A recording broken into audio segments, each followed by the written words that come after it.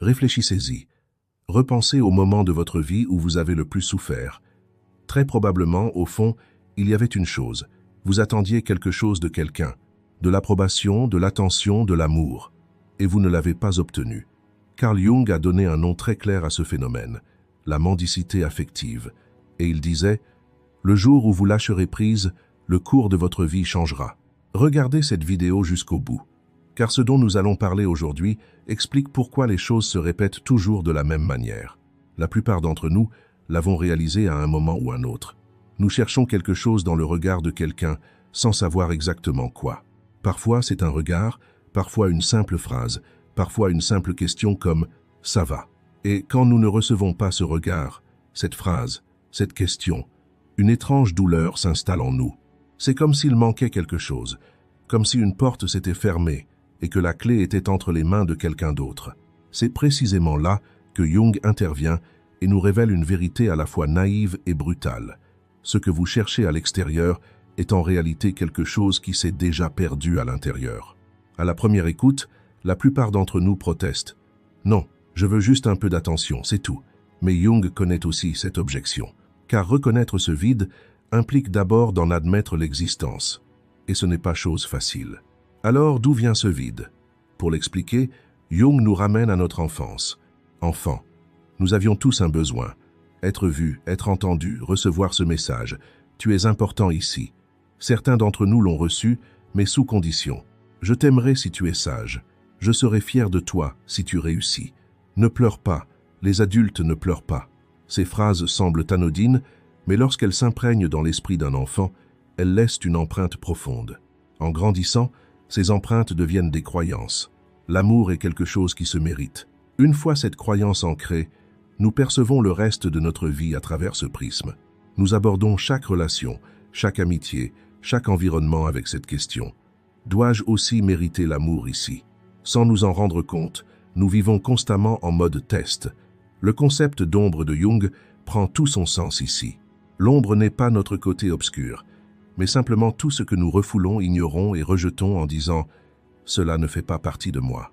Peut-être avons-nous un jour exprimé notre colère et avons-nous été punis, alors nous l'avons relégué dans l'ombre. Peut-être avons-nous dit avoir besoin de quelque chose et avons-nous été jugés faibles, alors nous avons relégué ce besoin dans l'ombre. Peut-être nous sommes-nous enthousiastes, et nous nous sommes-nous entendus dire « tu exagères », alors nous avons également enfoui cet enthousiasme dans l'ombre. Et avec le temps, cette ombre a grandi. Chaque émotion refoulée, chaque aspect non accepté de nous-mêmes s'est accumulé dans l'ombre. Mais il se passe quelque chose d'intéressant. L'ombre ne disparaît pas. Elle devient simplement invisible. Et tout ce qui devient invisible nous guide inconsciemment. La conséquence la plus évidente de ces conseils est la recherche de validation extérieure, car nous avons besoin que quelqu'un d'autre nous renvoie l'image de nous-mêmes que nous ne pouvons accepter. Tu es bon, tu as de la valeur, tu mérites d'être aimé. À l'écoute de ces mots, un soulagement momentané nous envahit. Vraiment. Mais ce soulagement est éphémère, car il est sans fondement. Aucune validation extérieure ne peut combler durablement ce vide intérieur. Ce n'est qu'un voile temporaire. Et lorsque ce voile disparaît, le vide est toujours là, peut être même plus profond. Jung l'aurait sans doute comparé à un puits. On essaye de le remplir d'eau puisée à l'extérieur, mais il y a une fissure au fond. L'eau y reste un moment, puis elle s'écoule lentement. Et il faut sans cesse aller chercher de l'eau ailleurs. C'est cela qui est épuisant. Pas seulement émotionnellement, mais aussi physiquement. Être constamment sur le qui-vive, observer les réactions d'autrui, calculer ce commentaire va-t-il les mettre en colère, ce comportement va-t-il les faire fuir. Tout cela absorbe une énergie mentale incroyable. Et cette énergie vient de quelque part, de nous-mêmes. L'énergie que nous devrions consacrer à nous-mêmes. Alors pourquoi est-il si difficile de changer cela? Parce que ce cycle semble nous être utile d'une certaine manière. Parfois, il l'est vraiment. Quelqu'un nous valorise, une étincelle s'allume et nous nous disons « c'est ça ». Et le cerveau se souvient de cette étincelle. Il la réclame à nouveau. Un schéma d'attente systématique se met en place. Ce schéma finit par faire partie intégrante de notre identité. Nous commençons à dire « je suis comme ça, j'ai besoin de validation ». Mais Carl Jung nous dit ceci, ce n'est pas votre identité. C'est une stratégie que vous avez développée pour survivre. Et cette stratégie ne vous protège plus, elle vous restreint. Comprendre cela est le point de départ. Car lorsqu'on comprend qu'une chose est une stratégie, on comprend aussi qu'on peut la changer. Changer d'identité est très difficile, mais reconnaître une stratégie et s'en défaire est possible. Et tout l'enseignement de Jung repose sur cette prise de conscience. Percevoir la racine du vide en nous et cesser d'essayer de le combler de l'extérieur est la première et la plus importante étape. Quand on pense à demander de l'amour, on imagine souvent des scènes dramatiques. Courir après quelqu'un, envoyer des messages à n'en plus finir, supplier en larmes « s'il te plaît, ne pars pas ». Mais en réalité, la grande majorité des demandes d'amour sont invisibles. Au contraire, elles semblent si discrètes et si banales qu'on ne s'en rend même pas compte. Dès le réveil, notre premier réflexe est de vérifier notre téléphone pour voir si le message tant attendu est arrivé. On compte le nombre de réactions à nos publications. On observe l'expression de quelqu'un à qui l'on parle en se demandant silencieusement « Est-ce que ça lui a plu? Est-ce qu'il s'ennuie? Est-ce que ça lui a plu ?» Autant de reflets de ces instants silencieux. On peut alors se demander pourquoi accorder autant d'importance à ces réactions. La réponse paraît simple, mais elle ne l'est pas, car derrière cette préoccupation se cache une profonde incertitude sur nous-mêmes. Nous attendons toujours la réponse à la question « Est-ce que j'ai vraiment de la valeur ?» Le concept de persona de Jung est ici fondamental. Persona, en latin, signifie masque, et Jung l'utilise à juste titre. Nous portons tous plusieurs masques.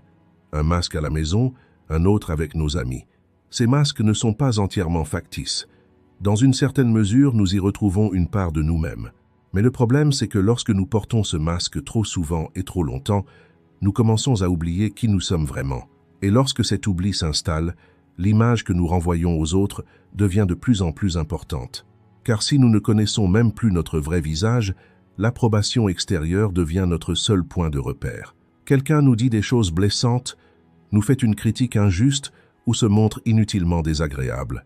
Et que faisons-nous? Même si nous savons que nous avons raison, nous restons silencieux pour ne pas perdre cette personne. Nous allons même plus loin et continuons d'être polis pour paraître compréhensifs. Cette politesse n'est pas sincère. C'est un mécanisme de défense. Le raisonnement est le suivant. Si je montre que je ne suis pas blessé, ils ne me quitteront pas. Dans une relation amoureuse ou amicale, nous voulons que l'autre personne nous voie vraiment tels que nous sommes. Mais pour être vus, nous nous présentons d'abord différemment de ce que nous sommes. Nous essayons d'être plus intéressants, plus amusants, plus à leur goût. Nous faisons semblant d'écouter la musique qu'ils aiment. Nous parlons avec enthousiasme de sujets qui ne nous intéressent pas. Nous consacrons notre temps et notre énergie à cette personne, ignorant nos propres limites. Et au final, cette personne nous aime. Mais qui aime-t-elle? La version que nous montrons, pas notre véritable nature. Et c'est peu être la forme la plus tragique de mendier de l'amour. Car même lorsque nous recevons cet amour, nous ne sommes pas vraiment satisfaits. Une voix intérieure demande « Mais si j'étais vraiment moi, m'aimerait-il encore ?» Nous ne pouvons pas faire taire cette question car nous n'en connaissons pas la réponse. L'observation de Jung à ce sujet est frappante. Plus les gens cachent leur véritable nature, plus leur soif d'amour extérieur s'accroît. Car l'amour qu'ils reçoivent ne leur appartient pas, il appartient à leur masque. Et cela n'est jamais vraiment satisfaisant. Il existe un autre état silencieux, peut être le moins remarqué. L'adaptation constante. Nous nous adaptons constamment à notre environnement, à la personne en face de nous, à l'ambiance du moment. C'est certes une forme d'habileté sociale jusqu'à un certain point, mais à un certain stade, ce désir d'adaptation finit par éclipser notre véritable identité. En réunion, nous approuvons tacitement une idée à laquelle nous ne sommes pas d'accord, par peur d'être ostracisés si nous protestons. Entre amis, nous n'osons pas partager une pensée qui nous tient à cœur, de peur qu'elle ne soit pas comprise ou jugée étrange. Nous sacrifions sans cesse nos goûts, nos préférences et nos points de vue au dénominateur commun du groupe. Ce faisant, nous nous sentons soulagés, comme si nous n'avions pas été exclus, comme si nous avions été acceptés. Mais ce soulagement est éphémère, car ce n'est pas nous qui sommes acceptés, mais seulement notre conformisme. Et avec le temps, ce conformisme nous épuise tellement qu'un matin, au réveil, lorsque nous nous demandons « Qu'est-ce que je veux vraiment? Qu'est-ce que je ressens? Qu'est-ce que j'aime ?» Nous sommes incapables de trouver la réponse. Nous avons longtemps négligé de nous tourner vers l'intérieur pour trouver la réponse. Nous avons toujours cherché à l'extérieur. C'est précisément ce que Jung nous rappelle. Les formes silencieuses de recherche d'amour deviennent souvent une habitude. Nous n'en sommes pas conscients. Inconsciemment, nous agissons selon des schémas forgés au fil des années. Et pour briser ces schémas, il faut d'abord les voir. Et les voir demande du courage. Car lorsque nous les prenons conscience, nous réalisons aussi combien de temps nous avons vécu comme des étrangers à nous-mêmes. Cette prise de conscience peut être pesante. Mais selon Jung, ce poids n'est pas le début d'un fardeau, mais plutôt le premier pas vers la libération. Reconnaître ces états silencieux ouvre la porte au changement. Et franchir cette porte est l'une des étapes les plus transformatrices de la vie. Le point de rupture ne survient pas comme on l'imagine. Il ne survient pas après une dispute, des adieux déchirants ou une décision prise dans l'émotion. Il survient généralement dans un moment beaucoup plus calme. Un matin ordinaire peut être en buvant son café, peut être en fixant le plafond avant de se coucher, peut être à un moment totalement inattendu. Une petite voix intérieure dit « ça suffit ». Et ce « ça suffit » ne vient pas de la colère. Il vient de la lassitude. Cette lassitude profonde accumulée, portée depuis si longtemps qu'on ne parvient plus à la nommer. Carl Jung connaissait bien ce moment. Selon lui, ce n'est pas une fin mais un commencement. Mais personne ne nous apprend que les commencements sont souvent si discrets. On a toujours tendance à penser que les grandes décisions s'accompagnent de grands moments. Pourtant, les véritables transformations commencent souvent inaperçues, et ce n'est qu'avec le recul qu'on réalise l'importance de ce moment. Que signifie vraiment lâcher prise? Car lorsque l'on entend ce mot, une image négative nous vient immédiatement à l'esprit. Lâcher prise, ce n'est pas renoncer aux autres. Lâcher prise, ce n'est pas devenir froid.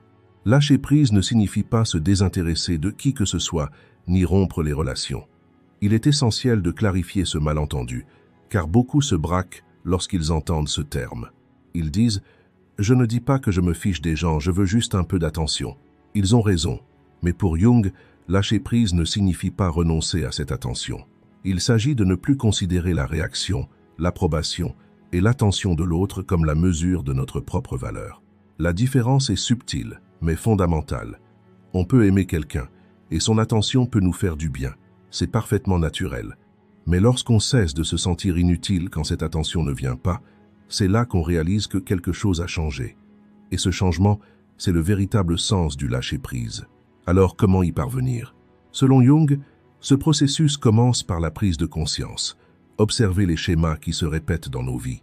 Remarquer dans quelles relations nous vivons les mêmes choses. Observer quand nous nous compromettons, quand nous étouffons notre voix intérieure. Cette observation en elle-même est transformatrice, car une fois qu'on repère un schéma, il est plus difficile de s'y perdre. Mais voir ne suffit pas. Voir n'est que le début. Ensuite, il faut analyser ce qu'on a vu. Autrement dit, se demander « Qu'est-ce que ce comportement m'apporte? Qu'est-ce qu'il m'enlève? Où cette attente me mène-t-elle? Quel est le prix à payer pour rester dans ce cycle ?» Se poser ces questions amène parfois des réponses très dérangeantes.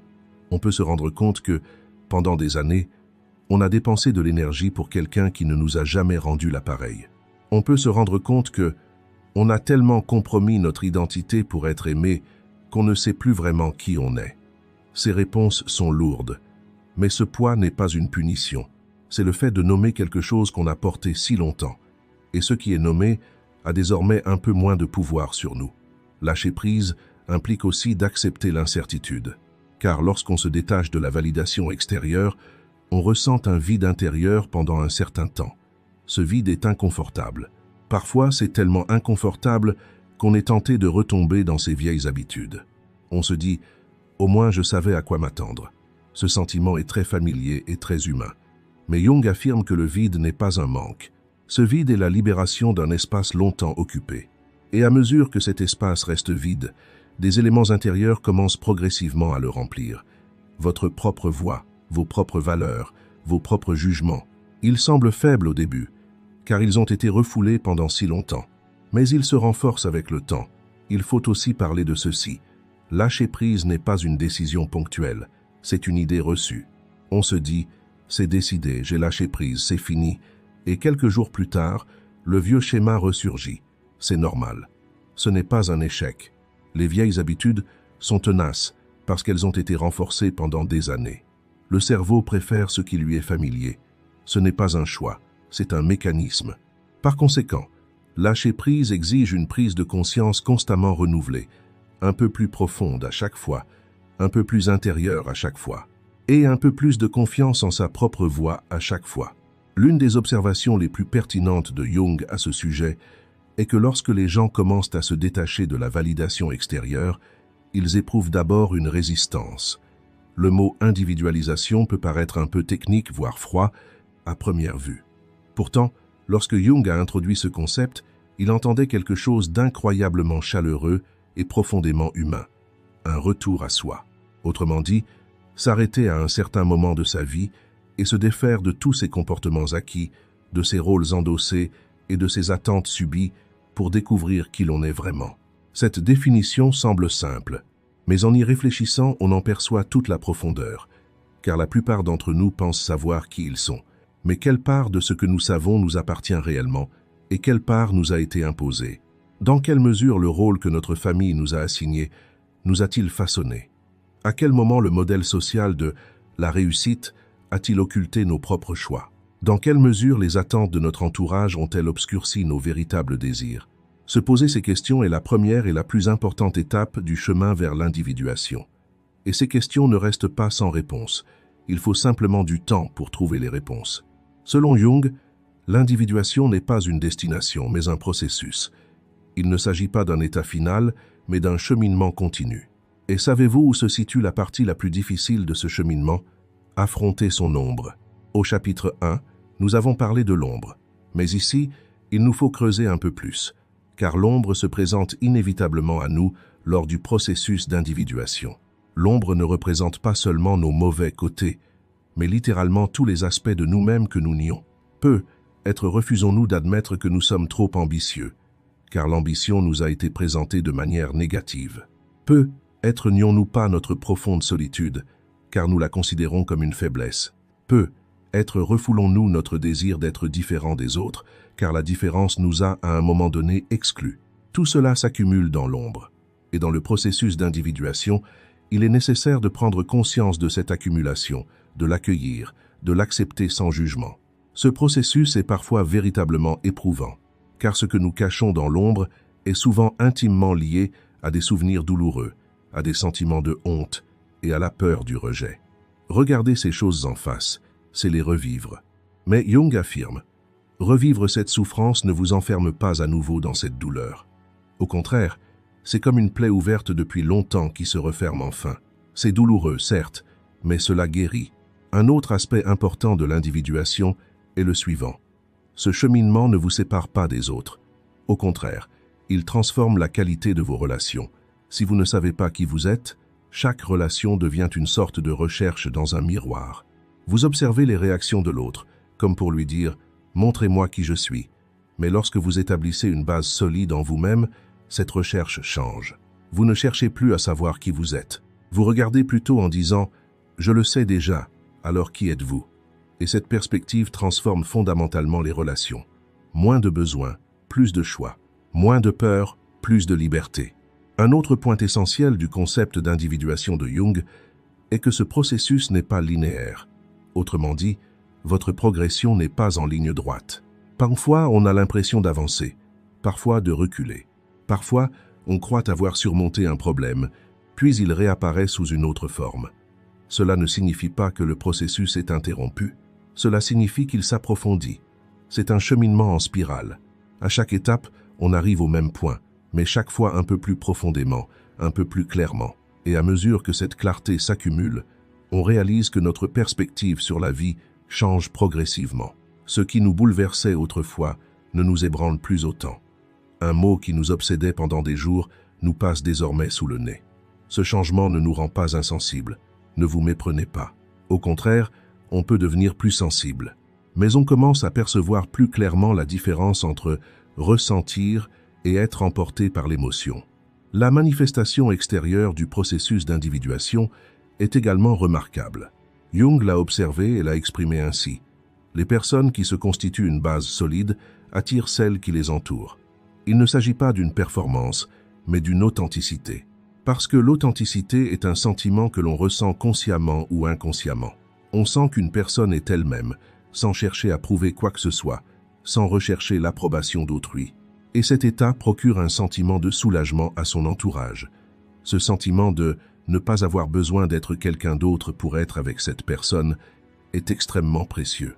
Et ce sentiment n'émerge que lorsque l'autre personne est véritablement elle-même. Ainsi, l'individuation n'est pas seulement un processus personnel, mais elle rayonne sur votre entourage. N'attendez pas le moment parfait pour entreprendre votre cheminement vers l'individuation. On a tellement parlé du véritable amour que ces deux mots en sont presque devenus vides de sens. Les films nous ont raconté une chose, les contes de fées une autre, les réseaux sociaux encore une autre. Et au milieu de ce brouhaha, il est nécessaire de s'arrêter pour écouter la voix de Jung. Car Jung définit l'amour non pas comme un sentiment romantique, mais comme un état de maturité.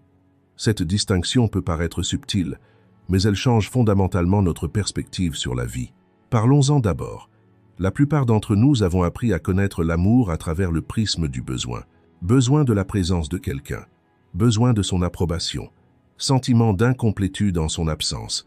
Nous avons confondu ces besoins avec l'amour. Nous les avons même qualifiés de « amour profond ». Nous nous sommes dit, si j'ai tant besoin de cette personne, c'est forcément un amour extraordinaire. Mais Jung s'arrête là et pose la question. Le besoin et l'amour sont-ils la même chose? La réponse est claire. Non. Le besoin naît d'un manque. L'amour naît d'une plénitude. Le besoin, sans que nous nous en rendions compte, transforme l'autre en instrument. Cette personne devient celle qui comble notre vide, nous complète, donne un sens à notre existence. Et ce fardeau est insupportable pour tout être humain, car nul ne peut combler définitivement l'incomplétude d'autrui. Les relations qui tentent de le faire finissent par s'épuiser. L'un donne, l'autre prend. L'un s'épuise, l'autre en veut toujours plus. Et finalement, chacun se plaint de l'autre.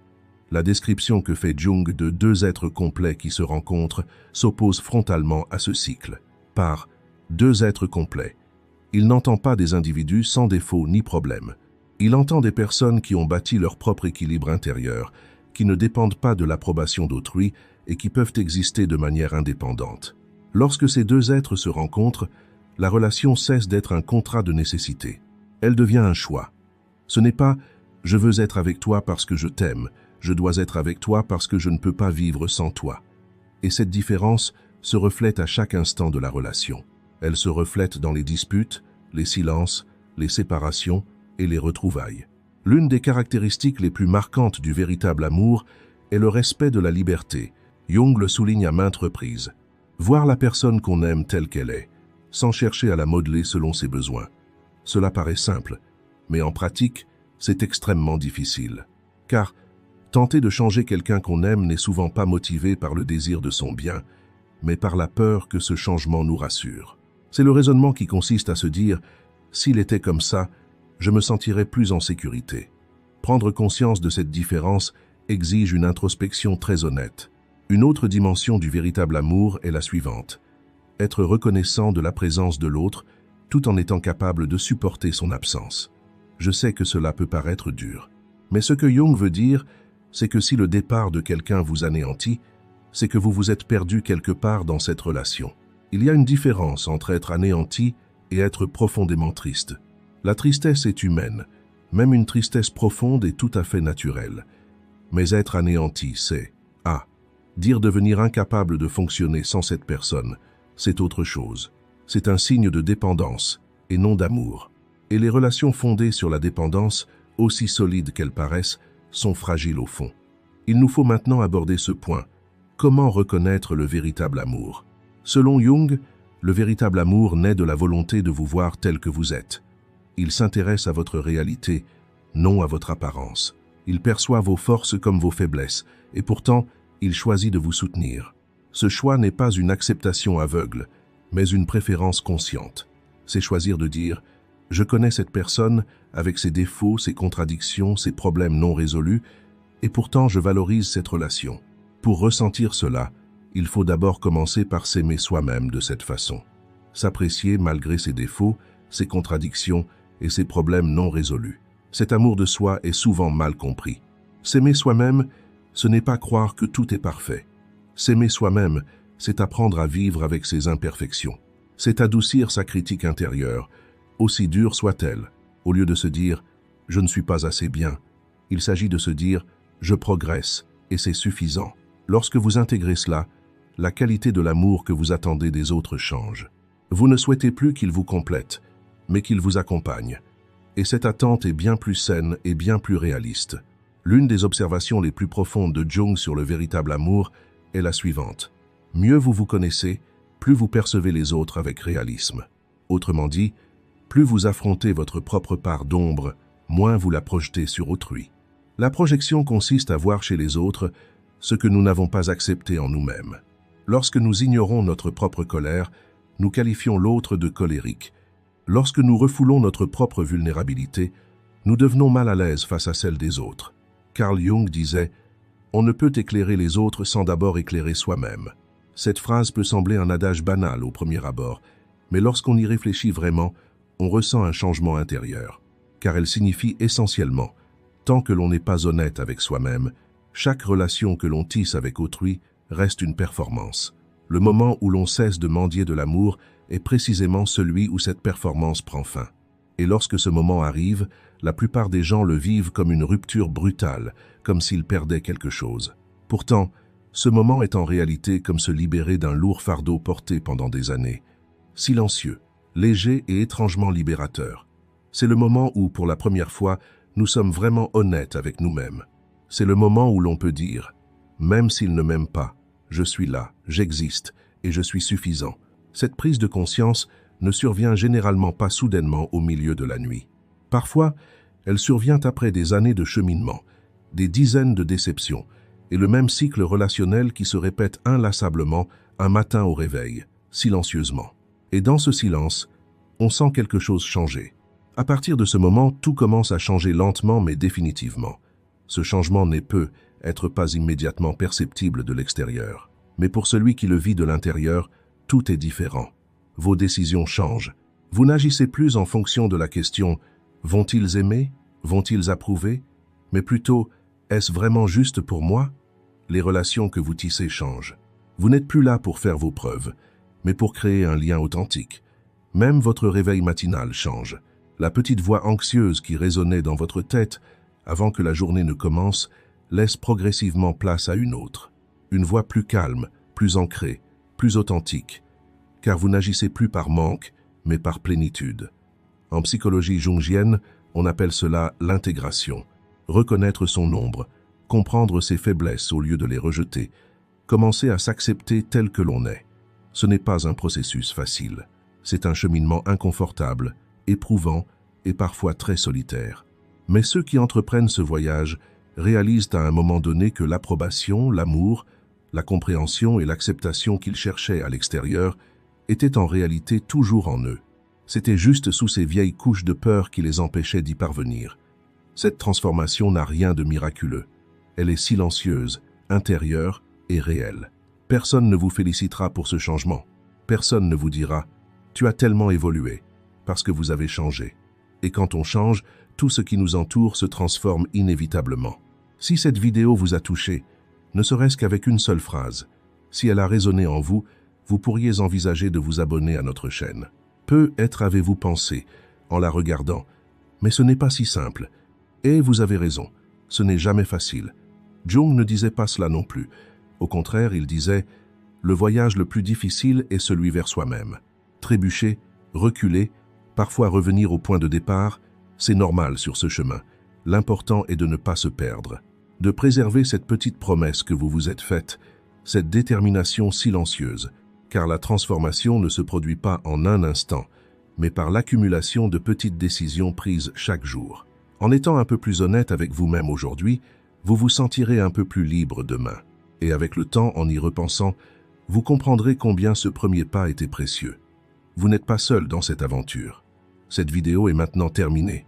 Si vous souhaitez nous soutenir, vous pouvez devenir membre de la chaîne en cliquant sur le bouton « Rejoindre ». Merci.